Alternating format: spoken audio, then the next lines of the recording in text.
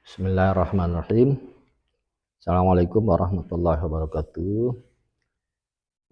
Bapak Ibu sekalian yang insya Allah dirahmati Allah SWT. Semoga di hari Jumat yang berkah ini Bapak Ibu sekalian senantiasa sehat, berkah dan mendapatkan kesejahteraan dunia dan akhirat.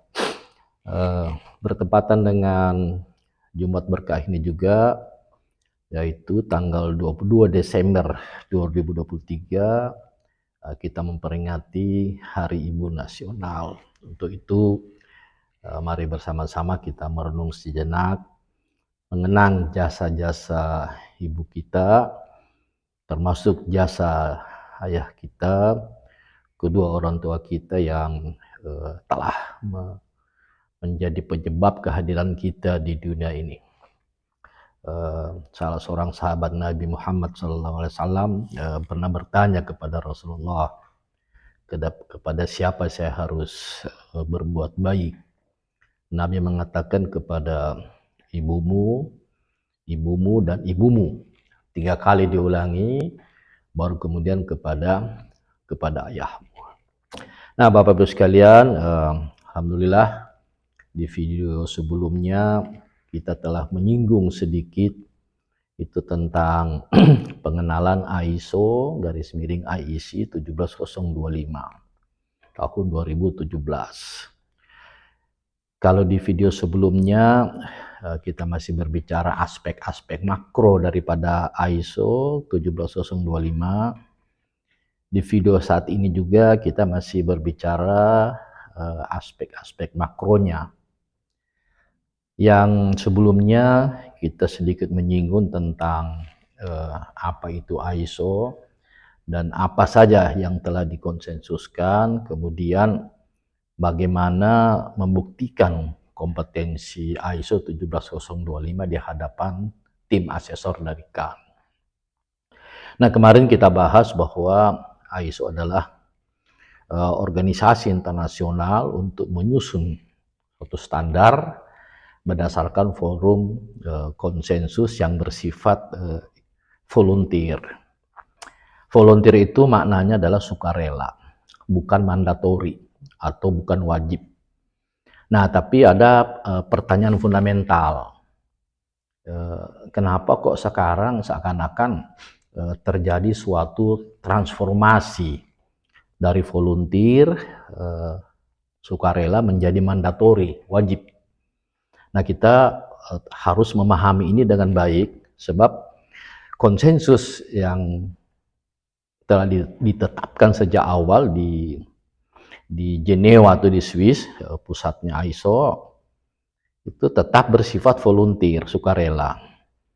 Tetapi sekali lagi pertanyaan fundamentalnya, kenapa terjadi transformasi dari volunteer menjadi mandatori? Paling tidak Bapak Ibu sekalian, ada beberapa hal yang perlu kita jelaskan kenapa terjadi transformasi ini dari volunteer menjadi mandatori. Yang pertama, penyebabnya adalah aspek regulasi. Ya, kita ambil contoh yang sederhana, ada undang-undang di negara kita, Indonesia, di mana undang-undang lingkungan hidup menyebutkan bahwa laboratorium yang akan ditunjuk menjadi pemantau kualitas lingkungan hidup adalah laboratorium yang terakreditasi ISO 17025. Nah, ini jadi terjadi transformasi dari volunteer menjadi mandatori. Jadi kalau ada suatu laboratorium yang ingin memantau kualitas lingkungan, di mana kualitas lingkungan itu terdiri atas metrik air, udara, dan tanah dengan berbagai macam parameter yang terdapat di dalamnya, maka harus dipantau oleh laboratorium yang terakreditasi ISO 17025. Nah, ini regulasi. Ada lagi yang lain, misalnya dari pemerintah daerah, misalnya apakah melalui gubernur atau bupati, wali kota, itu menetapkan bahwa laboratorium yang ada di wilayah mereka adalah laboratorium yang wajib terakreditasi ISO 17025. Ini faktor pertama. Yang kedua, Bapak Ibu sekalian, adalah faktor bisnis. Bisnis ini pelanggan atau customer membuat suatu ketetapan. Ketetapan katakanlah secara sepihak mengatakan, saya akan menggunakan atau kami akan menggunakan jasa laboratorium untuk menguji komoditas kami, misalnya air limbah saya, atau produk makanan saya, atau produk tambang saya, adalah laboratorium yang terakreditasi.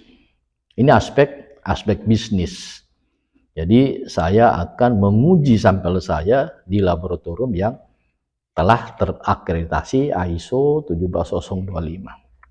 Nah, ini Bapak Ibu sekalian yang menjadi penyebab kenapa laboratorium yang berbasis ISO 17025 jika ingin membisniskan laboratoriumnya, dalam hal ini bisnis jasanya, maka tidak ada pintu masuk yang lain kecuali melalui suatu akreditasi. Nah, ini seakan-akan kita mengatakan ini sudah mandatori. Ya, baik, Bapak Ibu sekalian, ini adalah pertanyaan fundamental yang kita pahami. Kenapa terjadi transformasi dari volunteer menjadi mandatori. Nah, Bapak Ibu sekalian, ada 4 lagi pertanyaan fundamental yang berkaitan dengan persiapan akreditasi suatu laboratorium. Tapi sebelum kita membahas 4 pertanyaan fundamental ini, kita perlu tahu bahwa dalam lalu lintas bisnis global, di mana bisnis global ini sudah tidak dibatasi oleh sekat-sekat wilayah. Ya, sekali lagi, di dalam lalu lintas bisnis global, baik itu bisnis jasa maupun bisnis barang, seakan-akan sudah tidak dibatasi oleh sekat-sekat wilayah. Nah, inilah penyebabnya kenapa ISO itu pengakuannya juga tidak dibatasi oleh sekat-sekat wilayah. Jadi walaupun kita berada di Indonesia, maka pelanggan kita atau calon pelanggan kita bisa aja berasal dari lintas negara atau lintas wilayah. Sehingga sebagian orang mengatakan ISO 17025 adalah salah satu instrumen bisnis, ya. Salah satu instrumen bisnis jasa yang banyak digunakan oleh para pelaku bisnis. Kemudian Bapak Ibu sekalian, di dalam mempersiapkan akreditasi ini, mungkin kita perlu bertanya 4 hal. Pertanyaan ini sangat fundamental. Yang pertama, mengapa perlu terakreditasi? Yang kedua, apa yang perlu saya siapkan kalau saya ingin menyiapkan laboratorium saya agar terakreditasi ISO 17025. Kemudian bagaimana teknisnya, dan yang keempat adalah apa saja rujukannya. Baik, kita coba membahas pertanyaan pertama. Mengapa perlu terakreditasi? Sepintas kita sudah bisa menjawab pertanyaan ini. Yang pertama karena aspek regulasi. Di laboratorium yang akan diakui di wilayah kita ini adalah laboratorium yang terakreditasi. Mengapa perlu terakreditasi? Banyak laboratorium yang mungkin mempunyai kompetensi yang bagus, tidak diragukan, tetapi belum tentu mendapatkan pengakuan. Jadi ini adalah faktor regulasi. Yang kedua, mengapa perlu terakreditasi adalah faktor bisnis. Apalagi sekarang bisnis jasa laboratorium cukup berkembang, cukup pesat perkembangannya di negara kita. Sehingga kalau kita kalau laboratorium Bapak Ibu sekalian ingin masuk di dalam persaingan bisnis ini, maka kita sepakat bahwa tidak ada pintu masuk yang lain, hanya satu pintu masuknya, yaitu mendapatkan pengakuan akreditasi. Dan secara legal, yang memberikan pengakuan akreditasi berdasarkan keputusan Presiden Republik Indonesia adalah Komite Akreditasi Nasional. Tidak ada pintu yang lain. Ya, ini pertanyaan pertama, mengapa perlu terakreditasi? Jadi untuk mendapatkan pengakuan kompetensi karena faktor regulasi dan karena faktor bisnis jasa. Yang kedua pertanyaannya adalah apa yang perlu disiapkan? Ya, secara umum tentu saja pemahaman tentang ISO 17025. Sehingga di video sebelumnya kami sudah singgung sedikit bahwa kalau kita akan mempersiapkan laboratorium kita untuk mendapatkan pengakuan akreditasi ISO 17025, maka yang perlu kita siapkan yang pertama adalah pemahaman personil laboratorium tentang konsensus ISO 17025. Yang kedua adalah kita paham tentang semua kebijakan KAN yang berkaitan dengan laboratorium, pengujian, dan kalibrasi. Yang ketiga yang perlu kita siapkan adalah regulasi terkait jika ada. Kita harus paham regulasi terkait yang berkaitan dengan laboratorium kita. Yang keempat tentu saja perlu kita siapkan adalah tentang dokumennya. Baik dokumen level 1 sampai dengan level 4 plus master list dokumen. Nah, dokumen ini dikatakan sebagai dokumen internal. Kemudian bagaimana teknisnya? Ini pertanyaan ketiga. Ya, teknisnya kemarin juga mohon maaf, di video sebelumnya kita sudah singgung secara umum teknis mempersiapkan laboratorium untuk mendapatkan pengakuan akreditasi. Sekarang coba kita akan mengurai lebih banyak lagi. Yang pertama tentu saja kita menyiapkan personilnya atau struktur organisasinya. Laboratorium itu dari sisi legal aspeknya. Jadi legal aspek internal bisa berupa penunjukan organisasi laboratorium berdasarkan ISO 17025, dan ada legal aspek yang lain. Kalau laboratorium pemerintah, legal aspeknya melekat dengan status kantor itu sendiri. Misalnya berdasarkan keputusan menteri, berdasarkan peraturan daerah, atau berdasarkan keputusan gubernur, bupati, dan wali kota. Tapi untuk laboratorium swasta, tentu saja legal aspeknya adalah berdasarkan akta notaris, dilengkapi dengan misalnya NIB dan seterusnya. Nah, ini faktor teknis pertama yang perlu kita siapkan. Jadi legal standingnya. Nah, legal standing internal tadi kita sudah sebutkan, yaitu menyusun struktur organisasi laboratorium. Di dalam menyusun struktur organisasi laboratorium ini ada dua hal yang menjadi persyaratan. Yang pertama adalah ada personil manajerial. Ya, di dalam struktur organisasi ISO 17025 kita menunjuk siapa saja yang menjadi personil manajerial. Misalnya penanggung jawab manajemen laboratorium, atau nama lamanya adalah manajer puncak. Kemudian penanggung jawab pengendali mutu atau manajer mutu. Kemudian penanggung jawab administrasi, petugas pelayanan pelanggan, dan seterusnya. Ini aspek manajerial. Kemudian yang kedua adalah aspek teknis. Personil yang mewakili bidang teknis. Misalnya penanggung jawab pengujian atau manajer teknis. Kemudian analis atau operator atau teknisi. Dan yang terakhir adalah PPC, petugas pengambil contoh uji, atau PPS, petugas pengambil sampel.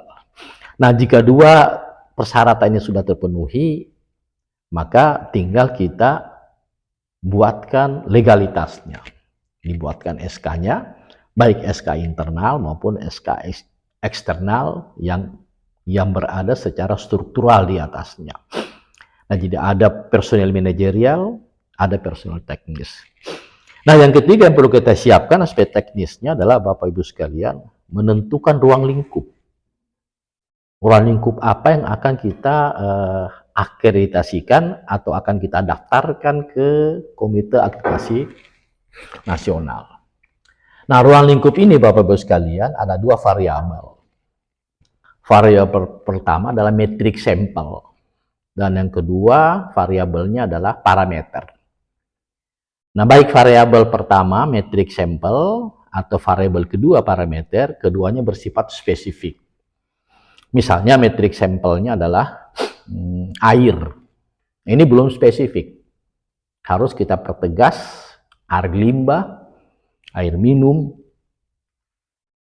dalam kemasan, air sungai, air tanah, air laut, dan seterusnya. Ini spesifik. Kalau air saja belum spesifik. Yang kedua parameter. Parameter juga ini harus bersifat spesifik. Misalnya parameternya kita sebutkan logam berat. Ini belum spesifik. Untuk merubah menjadi spesifik, maka kita ganti menjadi misalnya besi, tembaga, mangan, seng. Jadi parameter ini bersifat spesifik. Demikian pula untuk metrik yang lain harus bersifat spesifik. Nah, setelah kita menentukan ruang lingkupnya, maka kita menyiapkan apa saja yang berkaitan dengan usaha atau proses untuk membuktikan kompetensi ruang lingkup itu. Ya, kita persiapkan kompetensi personilnya, siapa yang akan menguji, siapa yang akan melakukan pengambilan sampel atau contoh uji terhadap ruang lingkup yang telah kita tetapkan. Kemudian kita persiapkan peralatannya. Peralatannya ya yang dikalibrasi di laboratorium kalibrasi yang terakreditasi dan kita melakukan performance test atau performance check atau uji kinerja terhadap peralatan itu. Kemudian apalagi yang berkaitan dengan ruang lingkup, kita menentukan metode ujinya. Metode uji apa yang spesifik yang akan kita gunakan untuk menguji parameter yang terdapat di dalam ruang lingkup itu. Kemudian jika diperlukan kita menyiapkan reagensianya. Namun perlu juga kita pahami ada beberapa bidang pengujian yang tidak membutuhkan reagensia atau bahan kimia. Misalnya pengujian yang bersifat fisik tidak membutuhkan reagensia. Yang kelima kita siapkan adalah ruangannya, tentu saja. Jadi ini berkaitan dengan persiapan teknis untuk membuktikan kompetensi ruang lingkup. Jadi ada personil yang kompeten, ada peralatannya yang kompeten, ada metodenya, metode ujinya, ada reagensianya atau bahan kimianya, ada ruangannya. Dan yang keenam tidak kalah pentingnya adalah frekuensi pengujiannya. Jadi kita memilih ruang lingkup terdiri atas metrik sampel dan parameter uji. Kita harus juga mempertimbangkan aspek frekuensi pengujiannya. Karena kita menentukan atau kita memilih parameter-parameter yang memang sudah sering kita uji. Karena ada suatu analogi Bapak Ibu sekalian ya. Ada analogi yang mengatakan bahwa kompetensi laboratorium termasuk di dalamnya kompetensi personil, berbanding lurus dengan frekuensi pengujian. Makin sering kita menguji parameter terkait, atau makin sering kita melakukan pengujian terhadap metrik sampel tertentu, maka analoginya adalah kita semakin kompeten. Jadi, di dalam kita menentukan ruang lingkup yang akan kita usulkan untuk mendapatkan pengakuan akreditasi, paling tidak ada 6 faktor yang harus kita perhatikan. Sekali lagi kami ulangi. Yang pertama, ada personil yang kompeten untuk melakukan pengujian terhadap ruang lingkup tersebut. Yang kedua, tersedia alatnya. Yang ketiga, tersedia metode ujinya. Yang keempat, tersedia reagensianya untuk bidang pengujian kimia dan mikrobiologi. Yang kelima, tersedia ruangannya. Dan yang keenam, frekuensi pengujiannya relatif tinggi. Karena analogi tadi yang kami sebutkan ya, bahwa kompetensi laboratorium di dalamnya termasuk kompetensi personil berbanding lurus dengan frekuensi pengujian. Makin sering kita menguji. Nah, ada yang sering kami lakukan Bapak Ibu sekalian. Bagaimana kalau kita akan menentukan ruang lingkup, tetapi persyaratan yang keenam ini, yaitu frekuensi pengujiannya, sama sekali belum pernah kita menguji. Pertanyaannya, kenapa kita belum pernah menguji parameter ini atau ruang lingkup ini? Jawaban sebagai laboratorium yang kami terima adalah pelanggan tidak mau ngantar sampel ke kita karena mereka membutuhkan jasa laboratorium yang sudah terakreditasi. Nah, kalau kita menunggu sampai dengan pelanggan mau datang mengirim sampel atau mengantar sampel ke tempat kita, selamanya tidak akan terjadi, ini kata mereka. Karena mereka membutuhkan atau mempersyaratkan laboratorium yang terakreditasi.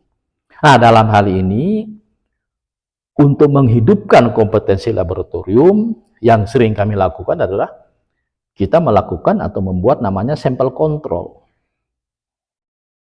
Kita melakukan pengambilan sampel atau kita menguji parameter-parameter itu dengan metrik sampel yang telah kita tentukan, sehingga sampai batas tertentu frekuensinya relatif tinggi. Sebab itu tadi Bapak Ibu sekalian, kalau kita menunggu mereka ini adalah pelanggan, datang ke tempat kita, mengirim sampel atau mengantar sampel, itu tidak akan mungkin. Sehingga pilihan yang kami lakukan terhadap sebagian pelanggan kami, yaitu kita membuat atau kita melakukan namanya sampel kontrol, menyiapkan sampel kontrol. Nah, ini di ISO 17005 tidak dipermasalahkan. Ini kami pengalaman, paling tidak sampai dengan tahun 2023 akhir ini, sudah ada 5 atau 6 laboratorium yang kami dampingi telah lulus ISO 17025 terakreditasi, di mana sebelumnya mereka belum punya pelanggan. Ini banyak contoh yang telah kami lakukan. Baik, Bapak Ibu sekalian, ini pertanyaan nomor 3, bagaimana aspek teknisnya. Nah, tentu saja masih banyak aspek-aspek teknis yang lain yang akan kami jelaskan di video-video berikutnya. Kemudian Bapak Ibu sekalian, pertanyaan fundamental yang keempat, ya. Jadi ada pertanyaan fundamental yang keempat adalah apa saja rujukannya. Nah, sepintas sudah kami sebutkan di video sebelumnya bahwa jika kita akan mempersiapkan laboratorium kita untuk mendapatkan pengakuan akreditasi ISO 17025, rujukan yang pertama yang harus kita pahami adalah konsensus ISO 17025 yang sebelumnya kami telah sampaikan ada 5 persyaratan. Persyaratan general, persyaratan struktural, persyaratan sumber daya, persyaratan proses, dan persyaratan manajemen. Untuk membuktikan kompetensi kelima persyaratan ini, juga telah kami sebutkan di video sebelumnya adalah dengan menerapkan formula DIR, Documentation, Implementation, dan Recording. Ini rujukan pertama. Rujukan kedua adalah kita wajib memahami apa saja kebijakan dari KAN yang berkaitan dengan persyaratan persiapan akreditasi, baik untuk laboratorium pengujian maupun untuk laboratorium kalibrasi. Nah, itu banyak. Biasanya setiap pelanggan kami, awal-awal pendampingan, kami sudah memberikan sekitar 20-an kebijakan KAN untuk mereka pelajari yang berkaitan dengan persiapan akreditasi. Kemudian yang terakhir rujukannya adalah regulasi terkait jika ada. Nah, ini 4 pertanyaan fundamental ini itu menjadi diskusi awal kita di dalam mempersiapkan akreditasi melengkapi video kami yang sebelumnya.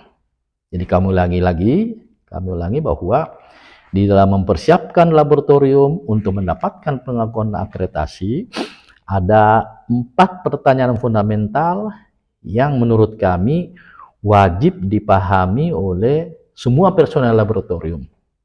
Pertanyaan yang pertama adalah mengapa perlu terakreditasi?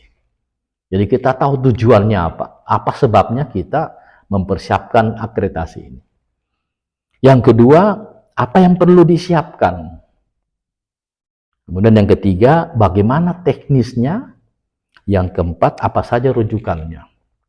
Nah, 4 ini menjadi diskusi awal antara kami dengan semua personel laboratorium, sehingga kalau kami memberikan istilah mindset kita itu harus sama antara pembimbing sama laboratorium.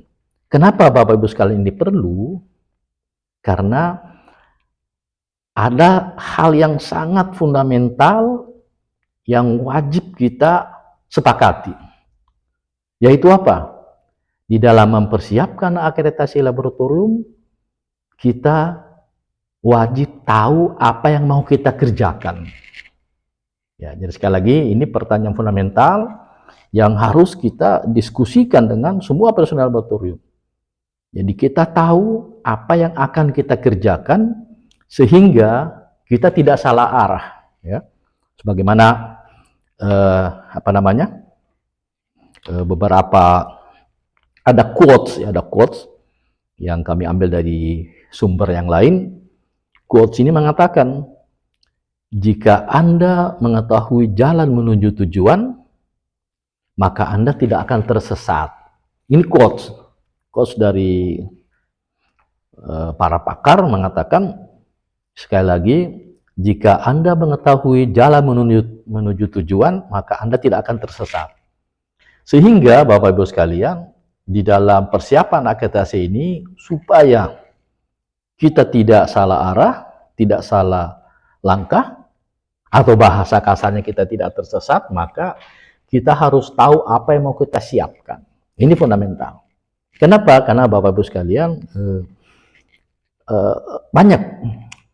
banyak yang sering datang ke tempat kami, ke kantor, persiapan mereka dalam tanda petik ya, bahasa kasarnya gagal. Kemudian kami bisa menyimpulkan kenapa Bapak Ibu sekalian gagal dalam mempersiapkan akreditasi, sudah mengeluarkan dana yang cukup banyak, waktu sudah terkuras, energi dan perasaan juga sudah terkuras. Kami bisa menyimpulkan karena Bapak Ibu sekalian, menurut kami, Bapak Ibu tidak tahu apa yang mau dikerjakan. Nah, ini harus menjadi garansi bahwa semua personel laboratorium di dalam mempersiapkan akreditasi untuk mendapatkan pengakuan akreditasi harus tahu apa yang mau dikerjakan. Nah, Bapak Ibu sekalian, kalau kita sudah tahu apa yang mau kita kerjakan, maka kita tinggal bicara time schedule-nya. Ya, kapan pelatihannya, kapan nyusun dokumen, kapan implementasi, kapan pendaftaran, kemudian kapan kita gladi bersih, kapan kita pra-assessment, dan seterusnya sampai penerimaan sertifikat. Baik Bapak Ibu sekalian, ini yang bisa kita diskusikan di video ini. Insya Allah kita akan lanjut dengan video-video yang lain berkaitan dengan ISO 17025. Ini masih bersifat pengenalan awal yang bersifat makro ya, kita akan lanjutkan ke video berikutnya. Tetap semangat, jadikan penerapan sistem mutu bermanfaat bagi kehidupan.